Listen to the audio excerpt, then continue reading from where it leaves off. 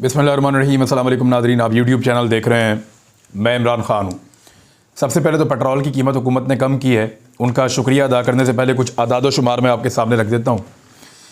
रजीम change operation जो इसका आगाज़ हुआ वो मार्च में हुआ और अप्रैल के शुरू में ये मुकम्मल हो गया।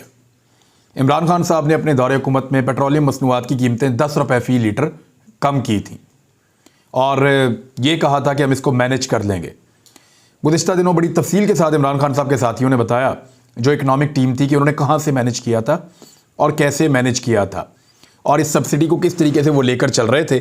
और उनका इरादा ये था कि जून तक वो ये सब्सिडी देंगे और जून के बाद जो रशियन तेल है वो उनको मैसर आ जाएगा और वो जो सस्ता तेल है 30% सस्ता, उसको लेने के बाद पाकिस्तान को आवाम को देने के लिए सस्ता पेट्रोल भी मिल जाएगा और इकॉनमी के ऊपर बोझ भी नहीं पड़ेगा। ये था उनका फार्मूला। सिंपल ये था कि कुछ बोझ उठाना था लगभग 3-4 माह के लिए और उसके बाद उस बोझ को शिफ्ट करना था रशिया के तेल के ऊपर और जितना पैसा बाहर निकालना था उतना ही वापस अंदर आ जाना था, क्योंकि रशिया से 30% या इससे कुछ ज़्यादा रियायत के ऊपर आलमी मंडी के मुकाबले में तेल मिल रहा था। अभी 10 रुपये तेल सस्ता किया है इसहाक डार साहब ने और इसका रीज़न ये है कि इमरान खान साहब बड़े पॉलिटिकल डिसीजंस लेने जा रहे हैं। जब हुकूमत बहुत गैर मकबूल होती है और मुखालिफिन या अपोजिशन बहुत बड़े डिसीजन लेने जा रही होती है तो तब ऐसा कुछ करना पड़ता है, उसके बगैर गुजारा नहीं है। लिहाजा 10 रुपये पेट्रोल सस्ता किया है। अब मैं ज़रा आपको बिगर पिक्चर इसकी दिखा देता हूँ कि एक्चुअली ये हुआ क्या है। इमरान खान साहब के दौरे हुकूमत में जो रजीम चेंज ऑपरेशन से पहले और अब तक की जो आलमी मंडी के अंदर पेट्रोल की कीमतें हैं उसका फ़र्क मैं आपको बताने लगा हूँ। आलमी मंडी में जो पेट्रोल की कीमतें हैं वो 35% से ज़्यादा कम हुई हैं रजीम चेंज ऑपरेशन के बाद से लेकर अब तक। फिर सुन लीजिए, आलमी मंडी में पेट्रोलियम मसनूआत की कीमतें या तेल की कीमतें जो कम हुई हैं रजीम चेंज ऑपरेशन से लेकर अब तक इन 8 महीनों में, वो 35% कमी आई है। ये डाटा अवेलेबल है, आप जाके चेक कर सकते हैं। पाकिस्तान के अंदर इन 8 महीनों के अंदर जो तेल की कीमतों में कमी होनी चाहिए थी वो कम से कम 35% होनी चाहिए थी, लेकिन वो कमी नहीं हुई, क्योंकि जितनी कमी आलमी मंडी में आई है उतनी पाकिस्तान में होनी चाहिए थी।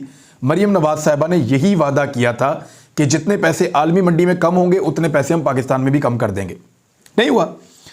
अब जो कीमत बढ़ी है पाकिस्तान में रजीम चेंज ऑपरेशन के बाद से लेकर अब तक, उसकी भी मैं आपको परसेंटेज बताने वाला हूं। 66% तेल की कीमत में इजाफा किया गया है, डीजल की कीमत में लगभग 70% इजाफा किया गया है। यानी आलमी मंडी में 35% से ज़्यादा कमी हुई है, पाकिस्तान में 66 से 70% तक इजाफा हुआ है।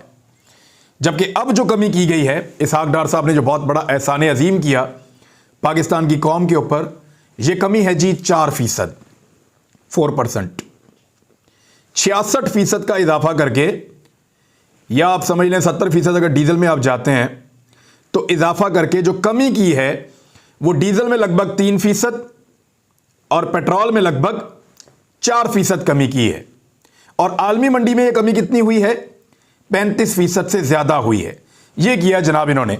और झूठ कितना बोलते हैं, मैं आपको एक स्टेटमेंट दिखाता हूँ। और ये जो स्टेटमेंट है ये जनाब मुसद्दिक मलिक साहब का है। वो फरमा रहे हैं कि पाकिस्तान के रूस के साथ खाम तेल, पेट्रोल और डीजल के मुआहदे हो गए हैं। कुछ अर्सा पहले ये लोग कहते थे कि पाकिस्तान के पास वो रिफाइनरी नहीं है जिसमें रशियन तेल जो है उसको रिफाइन किया जा सके, लेकिन अब ये फरमा रहे हैं कि ये मुआहदे हो गए हैं।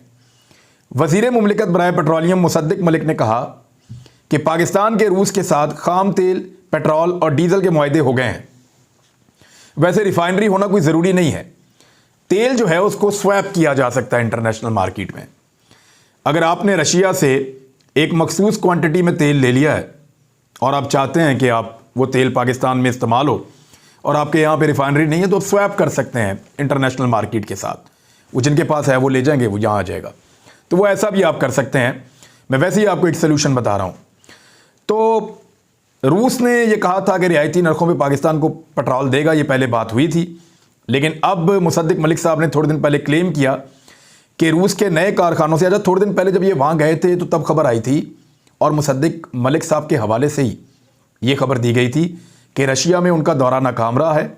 रशियंस ने गालिबन उनको वो कुछ नहीं दिया जो वो लेने गए थे और रशिया से उनको तेल मिलने की जो उम्मीद थी, ख़ास तौर पे सस्ता तेल मिलने की जो उम्मीद थी, वो पूरी नहीं हो रही। ये थोड़े दिन पहले इनके अपने स्टेटमेंट्स थे, मुख्तलिफ मीडिया के अंदर आए थे। लेकिन उसके बाद जब काफ़ी तनकीद हुई तो फिर इनकी हुकूमत ने फ़ैसला किया और मुसद्दिक मलिक साहब का बड़ा वाज़ेह स्टेटमेंट आया और उन्होंने फरमाया कि रूस के नए कारखानों से LNG के मुआहदे भी करेंगे और रूस का सरकारी वफद जनवरी में पाकिस्तान का दौरा करेगा। मईशत चलेगी, मुल्क आगे बढ़ेगा, हमें तरक्की की शरह में इजाफा करना होगा। और उन्होंने कहा कि रूस की प्राइवेट कंपनियों के साथ मुआहदे तय पा रहे हैं और बड़े लंबे मुआहदे होंगे और सस्ता तेल भी रूस से हमें मिलेगा। ये दावा बाद में किया। पहले ये दावा था कि मुज़ाकरात कामयाब नहीं हुए, बाद में दावा आया कि मुज़ाकरात कामयाब हो गए हैं और ये दावा जब पाकिस्तान आने के बाद बातचीत की गई तो तब ये दावा सामने आया। अभी जो पाकिस्तान पीपल्स पार्टी के चेयरमैन हैं बिलावल भुट्टो जरदारी, वो अमेरिका के दौरे पर हैं, दोबारा गए हैं अमेरिका। और अमेरिका वो दोबारा किस लिए गए हैं इसके बारे में अभी हम बातचीत करेंगे, आपको बताएंगे। लेकिन अमेरिका में उन्होंने एक इंटरव्यू देते हुए जो बातें की हैं वो बहुत इंपॉर्टेंट हैं। पाकिस्तान के वज़ीर ख़ारजा हैं, तो उन्होंने ये कहा, जहाँ तक रूस का ताल्लुक़ है, मैं अभी सिर्फ पेट्रोल वाली बात आपको पढ़ के बता रहा हूँ, बाकी बातें फिर किसी बार डिस्कस कर लेंगे। लेकिन उन्होंने कहा कि जहाँ तक रूस का ताल्लुक़ है, हम किसी भी रियायती तवानाई का ताक़ुब नहीं कर रहे। रियायती तवानाई क्या होती है? ये तेल है, गैस है, ये चीज़ें ही तवानाई है, या बिजली है। बिजली तो आप रशिया से ला नहीं सकते, तो तेल और गैस यही मामलात हैं। मुसद्दिक मलिक कह रहे हैं कि हमारे रूस के साथ मुआहदे हो रहे हैं, जनवरी में उनकी टीमें आ रही हैं। अमेरिका में आपके वज़ीर ख़ारजा कह रहे हैं कि स्टेटमेंट है, मैं उनका पढ़ के सुना रहा हूँ एग्जैक्टली, लफ्ज़ ब लफ्ज़ जो तर्जुमा है उसका वो पढ़ रहा हूँ मैं आपको, कि जहाँ तक रूस का ताल्लुक़ है, हम किसी भी रियायती तवानाई का ताक़ुब नहीं कर रहे और ना ही हासिल कर रहे हैं। लेकिन हमें इंतहाई मुश्किल माशी सूरत हाल, महंगाई और ईंधन की कीमतों में इजाफे का सामना है और इसी तवानाई के अदम तहफ़्फ़ुज़ के पेश नज़र हम अपने इलाकों को वसअत देने के लिए मुख्तलिफ रास्ते तलाश कर रहे हैं। लेकिन उन्होंने कैटेगोरिकली कहा, बिल्कुल क्लियरली कहा कि जहाँ तक रूस का ताल्लुक़ है, हम किसी भी रियायती तवानाई का ताक़ुब नहीं कर रहे। अब सवाल ये पैदा होता है कि एक स्टेटमेंट दिया है मुसद्दिक मलिक साहब ने और एक स्टेटमेंट दिया है, दोनों कैबिनेट के मेंबर्स हैं, बिलावल भुट्टो जरदारी ने, तो दोनों में से कौन सा स्टेटमेंट दुरुस्त है? देखिए, ये मुख्तलिफ पॉलिटिकल पार्टीज़ की हुकूमत है, ये पॉलिटिकल पार्टी किसी एक हुकूमत ने नहीं बनाई, हर एक की अपनी अपनी चॉइस है, अपनी अपनी पॉलिसी है और अपना अपना तरीक़ाकार है।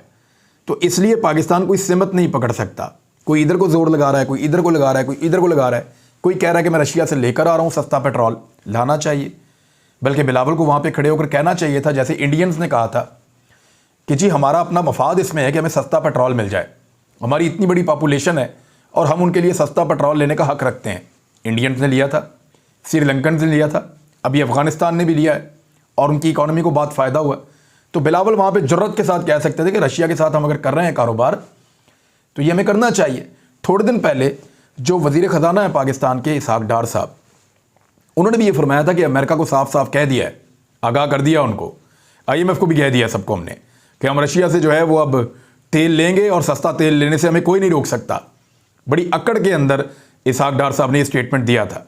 लेकिन आज उसी हुकूमत के वज़ीर ख़ारजा ने जाकर अमेरिकन के सामने घुटने टेक दिए हैं और ग़ुलामी का तौक गले में डालते हुए ये कह दिया है कि हम तो रशिया से कोई तवानाई हासिल करने नहीं जा रहे और ना हम किसी तवानाई का पीछा कर रहे हैं वहाँ पे, तो इस किस्म की कोई बात नहीं है। दूसरी जानिब एक और बड़ी खबर है कि इमरान खान साहब पे जो हमला हुआ था उसकी तहकीकात के लिए JIT ने जो बनी हुई है, उन्होंने वज़ीर दाखिला राना सनाउल्लाह को तलब कर लिया है।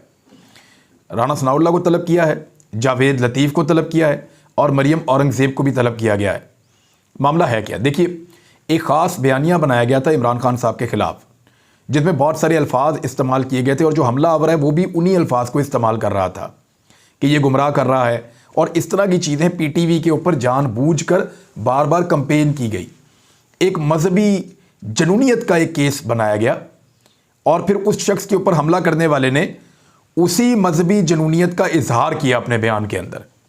तो ये चीज़ें ऑटोमेटिकली उन लोगों की तरफ जाती थी जिन लोगों ने इसको हवा दी हुई थी। अब ये ऐसा तो नहीं हो सकता कि मियाँ जावेद लतीफ़ ने खुद हमला किया हो या मरियम औरंगज़ेब ने किया हो, लेकिन इसकी तहकीकात के अंदर उनको तलब किया जाना कोई अजीब बात नहीं है और उनको इन तहकीकात के अंदर कोऑपरेट करना चाहिए।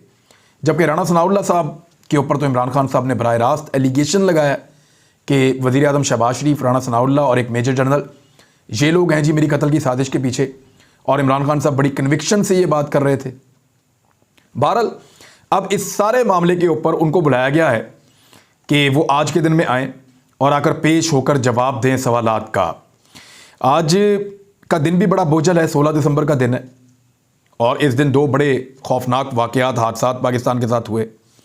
एक मशरक़ी पाकिस्तान अलग हो गया और ये उस वक्त की इस्टेब्लिशमेंट का एक बहुत बड़ा पाकिस्तान के साथ धोखा और जुल्म था, और दूसरा सानिया APS। मैं उस दिन वहाँ पे गया था पेशावर में, और वो बड़ा हौलनाक मंजर है। 8 साल गुजरने के बावजूद अब तक उसकी तकलीफ़ और वो चीज़ें हमारे दिमाग से नहीं निकलती। जिस तरह हमने माँ बाप को सदमे में देखा, पूरे शहर को हमने सदमे में देखा। मैं काफ़ी अरसे तक बाद में पेशावर जा ही नहीं पाया। ये जब ये इंसिडेंट हो गया उसके बाद 2-4 दफ़ा ऐसा हुआ कि मुझे पेशावर जाना पड़ा, तो मैं नहीं गया। फिर मुझे बुलाया किसी ने, कुछ मीटिंग थी एक दफ़ा, दोस्तों ने एक दफ़ा बुलाया, ज़रूरी काम से भी जाना था, तो मैं काफ़ी अरसे तक पेशावर जा ही नहीं पाया। और जब मैं उस मोटरवे पे उस तरफ को सोचता था जाऊँगा तो दिल उदास हो जाता था, ऐसी तकलीफ़ थी। तो ये हर एक के अपने अपने जज्बात थे और पाकिस्तान पूरा टूटा हुआ था। दहशतगर्दी का ये अफसोसनाक तरीन वाक़या है इस पूरे रीजन का, जो वहाँ पे APS के अंदर हुआ था। तो आज वो दिन है, तो अल्लाह ताला करे कि पाकिस्तान, अभी फिर दहशतगर्दी के वाक़यात में इजाफ़ा हो रहा है, और अफ़गानिस्तान की और पाकिस्तान की सरहद के ऊपर भी एक हफ़्ते में 2 फायरिंग के वाक़यात हो चुके हैं, शेलिंग के, फायरिंग के। तो अल्लाह ताला पाकिस्तान को हिफ्ज़ व अमान में रखे, पाकिस्तान की फ़ोर्सेस को, पाकिस्तान के नौजवानों को और पाकिस्तान की आवाम को अल्लाह ताला अपने हिफ्ज़ व अमान में रखे, और जो तकालीफ़ हमने काटी हैं दोबारा हम पे वो आजमाइश ना पड़े। अल्लाह करे दोबारा हमें कभी वो दिन ना देखने पड़े जिन दिनों से गुजर के हम यहाँ तक पहुँचे हैं।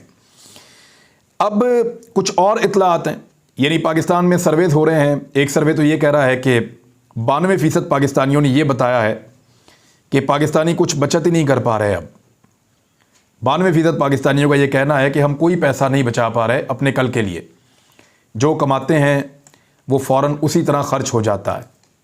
ये है इस वक्त पाकिस्तानियों की सूरत हाल। लेकिन जो खेल खेला जा रहा है आज़म सवाती के साथ, वो कितना खौफनाक खेल है। 75 साल के बुज़ुर्ग हैं, और खुदा न खास्ता अगर उनकी जान चली गई इस सारे वाक़े में या इन सारे दिनों के अंदर, तो किसके पास क्या जवाब होगा, और जवाब उनकी औलाद किससे मांगेगी, और दुनिया के अंदर क्या पैगाम जाएगा कि एक सेनेटर को गिरफ़्तार करके पहले उसका 14 दिन के लिए उसको भिजवाया जुडिशल रिमांड पे, पहले एक रिमांड लिया फिर दोबारा जुडिशल करवाया, और वो जो 14 दिन थे वो उसके 2 सूबों के अंदर पर्चे ही पर्चे कर दिए। वो उन दोनों सूबों के अंदर से अपने मुकदमात ख़त्म करवा के इस उम्र में वापस पहुंचा है इस्लामाबाद, फिर उसको अदालत में पेश किया जाएगा। एक जज जिसने फैसला लिखा, महफूज किया और सुनाने वाले थे, उनको ट्रांसफ़र कर दिया गया। ये सारी चीज़ें लोग जोड़ कर देखते हैं, और लोगों को ये सारी चीज़ें इतनी सादी नज़र नहीं आती जितनी सादी दिखाई जाती हैं। लोगों को समझ आ रही है कि ताकत का एक अंधा इस्तेमाल है एक 75 साल आदमी के खिलाफ, सिर्फ इसलिए कि वो सवाल उठाता है और वो ये कहता है कि मेरे साथ ये जुल्म और नाइंसाफ़ी की गई है, मुझे इंसाफ दिया जाए। दूसरी जानिब इमरान खान साहब को एक धमकी पहुंचा दी गई है, और उस धमकी में ये कहा गया है कि अगर आपने हुकूमतें तहलील की तो फिर आपको नाअहल कर दिया जाएगा, फिर आप नहीं बचेंगे। यानी ये एक फ़ाइनल चीज़ है जो उनको बताई गई है कि अगर आपने पंजाब की और खैबर पख्तूनख्वा की असम्बलियाँ तहलील कर दी और यहाँ पे हुकूमतें ख़त्म करके इलेक्शन की तरफ लेकर गए, तो फिर आप कौमी असम्बली का इलेक्शन नहीं लड़ सकेंगे, आपको नाअहल कर दिया जाएगा। लेकिन इमरान खान साहब ने इसका जवाब भी यही दिया है कि ठीक है, मैंने बहुत सारी चीज़ों का सामना किया है, गोलियों तक का सामना किया है, मैं इस नाअहली का भी सामना करूँगा और यहाँ पर नहीं रुकूँगा। दूसरी जानिब वफाकी हुकूमत ने प्लान ये किया है कि अगर दोनों सूबाई असम्बलियाँ ख़त्म हो जाती हैं तो उसके बाद इन दोनों असम्बलियों में इलेक्शन करवाया जाए और कुछ होल्ड करके इमरान खान साहब को गिरफ़्तार कर लिया जाए। यानी वो इस किस्म का खौफ फैलाने की कोशिश कर रहे हैं।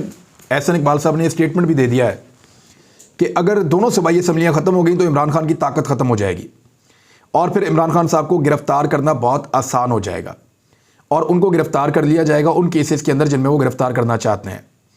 लेकिन ये इतना आसान होगा नहीं। आगे इलेक्शन आ रहा है, इमरान खान को गिरफ़्तार करके जो मकबूलियत रह गई है पीडीएम के पास, वो मकबूलियत भी वो ज़ाया कभी नहीं करना चाहेंगे।